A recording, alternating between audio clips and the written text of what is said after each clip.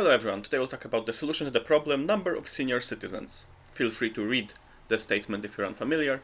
This is an easy problem. We essentially have to extract two particular digits from a string that we're given and check if, when converted to an integer, that value is strictly greater than 60. So the specific characters, which we can surmise from what we've given in the statement, are from 11th to 13th non-inclusive, so the 11th and 12th character, starting from 0, of course. So that is what we want to take from our string. We can use Python's slice notation to succinctly express exactly that portion of the string. And now to see if that number is greater than 60, we can simply convert it to an integer. We want to do that for every entry in the details array.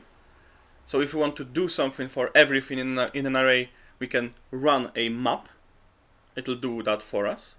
So we need to provide a function to perform, and of course we use a lambda expression to create an anonymous function. That'll do it. And now at the end, we'll have those booleans, true or false, whether or not the value is greater than 60. We can, for instance, just sum up those booleans, because when you sum booleans, then of course false is 0 and true is 1. We want to count the number of passengers who are strictly more than 60 years old, so we just return the sum, and that's it.